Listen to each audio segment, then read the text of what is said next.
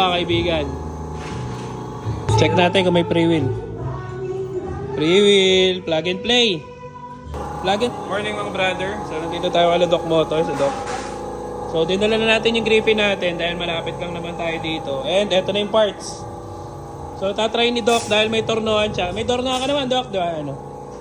So tatry ni Doc kung anong papasok dito sa Griffin. Pag pumasok lahat tong pang Aerox, yan, pwede na kayo mag-start ulit.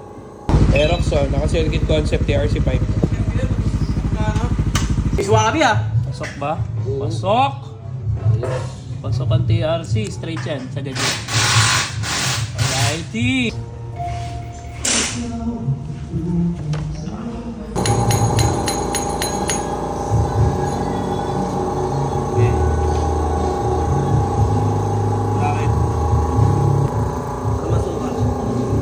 Ito na, mga itututut ko, papasok yung gulong. Pag pumasok yung gulong, mag-iilas, pero pag hindi. Tada! Patay na! Pumasok ka! Pumasok ka, kaibigan.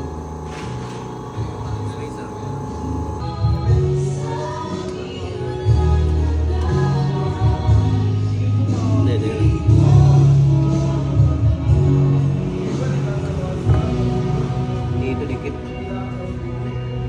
Okay, pasok mo dyan. Ito mo na. Ito mo na yan. Ang ina mo, pumasok ka, hayop ka. Sakto ah. Tingnan natin kung mag-ragos tayo. Ito rin.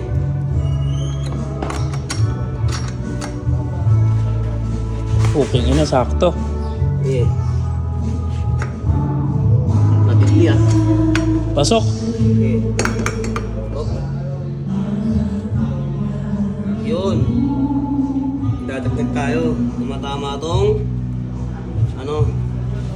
tornilyo. So kung mapapansin natin, ayan o, itong bolt ng sensor, medyo nakataas siya. So papalitan natin to ng bolt para hindi tumatama dun. Ayan o, tumatama yan o. Papalitan ni Doc ng bolt na yun ang pandito. Ayan o, mas manipis. Para dun. Ito nakaangat eh o.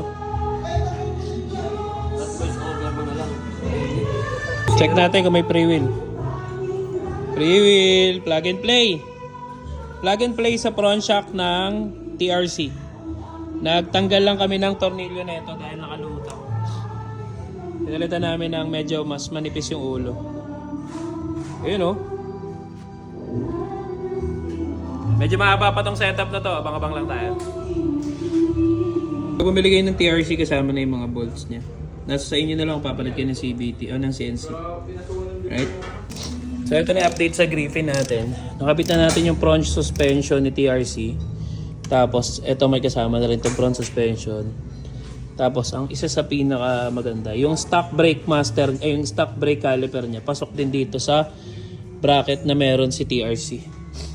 So mali lang yung bracket natin para doon sa caliper ni TRC. Mag-update tayo mamaya kasi sarado yung opisina. So hanap tayo ng bracket nung pang radial. Ito. Radial na pang Aerox, hanapin natin yung bracket para pumasok doon. Right. So yun muna. Mag-upload ako ulit ng reels mamaya. So yun lang. Medyo may konting conversion pero plug and play halos. Ayan.